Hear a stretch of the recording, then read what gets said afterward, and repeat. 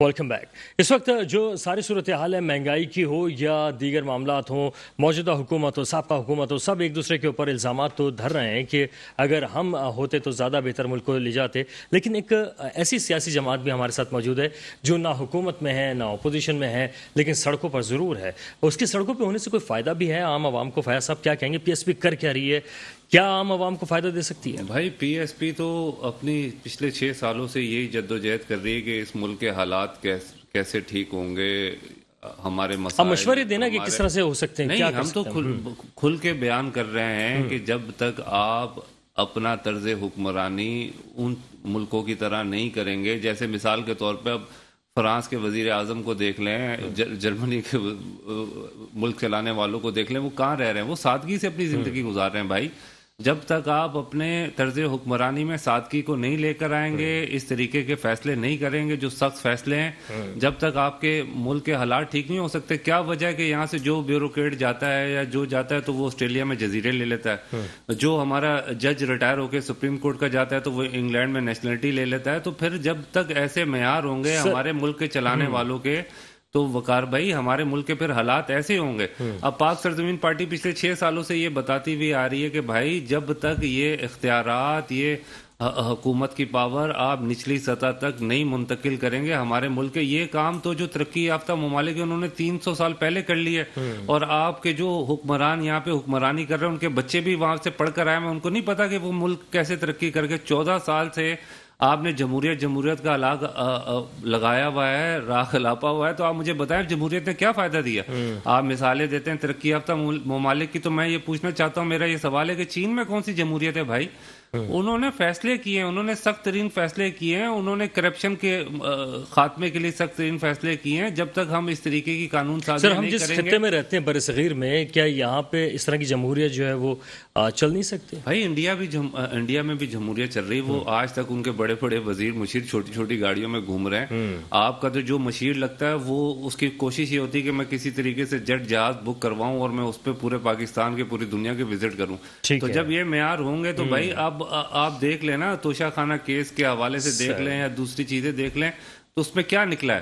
اس میں یہی نکلا ہے کہ بھائی ہم کہتے کچھ ہیں اور کرتے کچھ ہیں۔ جب تک ہمارے قول و فعل میں یہ تضاد رہے گا، عوام اسی طریقے سے بدحال رہیں گے۔ عوام کو یہ سوچنا پڑے گا کہ بھائی وہ یہ دیکھیں کہ ہماری جو مشکلات ہیں وہ کس طریقے سے حل ہوں گی، اور اس پیرائے پہ ان کو جدوجہد کرنے کی ضرورت ہے۔ اور کیونکہ بلدیات کے اوپر بھی آپ سے بات کرنی ہے، الیکشنز کے حوالے سے بھی بات کرنی ہے، لیکن پہلے میں ذرا مسرت صاحبہ اور وجاہت سے بات کر لوں۔ وجاہت، اس وقت مسرت صاحبہ نے جو بات کی، انہوں نے جو کہا کہ معاہدے جو ویسے آپ لا نہیں سکتے، انٹرنیشنل معاہدے جو کیے جاتے ہیں، میں آپ کو کلیئر کرتا ہوں کہ یہ شاید میری بہن کو یہ بات شاید علم میں نہیں ہے اس کے، کہ جو بھی معاہدہ ہوتا ہے وہ بیسیکلی 2 کنٹریز کے بیچ میں ہوتا ہے۔ ایسا نہیں ہے کہ یہاں سے جو آج کل جو کچھ چند سیٹوں کے عوض آپ نے جا کے، جن کے ساتھ آپ کو ساری زندگی جن کو گالیاں دے کر آپ نے اپنی سیاست کی ہے، پی ایم ایل این کو، آج آپ ان کے ساتھ جا کے مل گئے اور وہ کچھ وزارتیں جو ہیں وہ مل گئی ہیں کہ یہ لے لو اور فلانا لے لو اور مل بانٹ کی حکومت بنا لو۔ وہ ایک جو ہے وہ چوک پہ لٹکا رہا تھا اور دوسرا جو ہے وہ پتہ نہیں کہاں گھسیٹ رہا تھا، اور آج سارے ساتھ مل گئے۔ سر قومی مفاد میں ملے، قومی مفاد جو ہے وہ بڑا عمران خان کے آتے ہی یاد آ گیا، ورنہ پہلے ایسا ہوتا نا کہ ساری حکومتیں مل کے 2/3 میجورٹی پہ عوام کے حق میں کوئی قانون پاس کرتی ہیں، ایسا قومی مفاد تو ہمیں نظر نہیں آیا۔ تو اس میں ایسا ہوتا ہے کہ وہ پبلکلی آئی ایم ایف کا کانٹریکٹ دکھانا، اور جو میری بہن نے ذکر کیا کہ 2 کنٹریز کے ایمبیسڈر کے بیچ میں ڈائلاگ ہونا، اس میں اور ایک آئی ایم ایف کے کانٹریکٹ میں بڑا فرق ہے۔ آپ نے کن شرائط کا آپ ذکر کر رہے ہیں؟ اگر عمران خان نے ان شرائط کے اوپر آپ کے ملک کو بڑے کوئی مشکل دور میں لا کے چلے گئے تو وہ سامنے لا کے رکھ دینا۔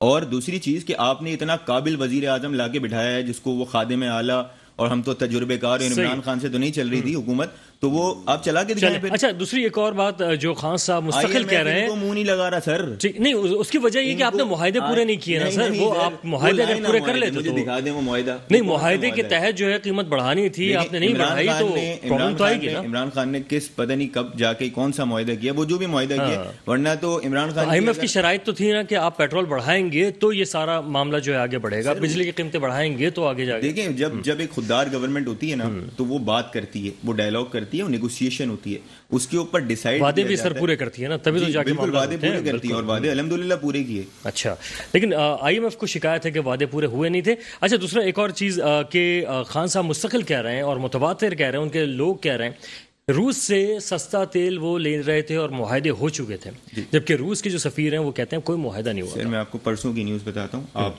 खोल लें उस पर, एम्बेसडर टू पाकिस्तान जो है रशिया के, मैं उनका नाम भूल गया, सॉरी, मैं अगर थोड़ा रिसर्च करूंगा तो आ जाएगा। उन्होंने क्लियर कहा कि इमरान खान का जो है वो मुआहदा रशिया से हुआ था, एंड रशिया वाज बात हुई थी, वो भी वो जो जब पहुंचे थे, मुआहदा कोई नहीं हुआ था। मुज़ाकरात की बात की, मुआहदे की तो बात नहीं की थी, बिल्कुल इनिशियल स्टेज था। उस आपको पता है कि रशिया में रशिया और यूक्रेन की जंग हो गई थी, खान साहब वहां पहुंचे थे, जिसके ऊपर बात हुई थी और उसके ऊपर ये अमल दरामद होना बाकी था, तो वो पीछे आपको पता है ऑलरेडी सब कुछ शुरू हो चुका था। मुज़ाकरात में बातचीत का एक होती है कि जी अच्छा यूं तेल ले लेंगे, गंदम तो वैसे ही उनसे मैं बता रहा हूँ ना कि उन्होंने एग्री किया, उन्होंने आप न्यूज़ खोल के देखें, एम्बेसडर ने एग्री, उन्होंने कहा कि अगर ऐसा होगा तो बिल्कुल, लेकिन बात यह कि तेल हो, LNG हो, जो भी चीज़ मंगवानी होती है उसके पहले से प्लानिंग करना पड़ती है। ये उसी वक्त हाथ के हाथ तो होता नहीं है कि 2 किलो तेल लेकर आप जो है वो आ जाएंगे, तो ऐसा तो होगा नहीं। तो ये प्लान था कि लाइक 6 महीने के अंदर, साल के अंदर ये चीज जो है वो प्रैक्टिकली पॉसिबल थी, लेकिन ये हमारे पाइपलाइन के अंदर थी, जिस पे जाके बात हुई होगी। ऑफ कोर्स कुछ ना कुछ ऐसा मैटर हुआ होगा जिसके ऊपर खान साहब ने ये बात क्लेम की है और जिसके ऊपर एंडोर्स भी कर रहा है ना, दूसरा कंट्री का एम्बेसडर एंडोर्स कर रहा है इस बात को। ठीक है, मुसर्रत साहिबा क्या कहेंगी? ताल्लुकात के हवाले से भी बात आ रही है। अच्छा, एक छोटे से ब्रेक के बाद मैं मुसर्रत साहिबा के पास आता हूँ और यहीं से कंटिन्यू करूंगा, हमारे साथ रहिएगा।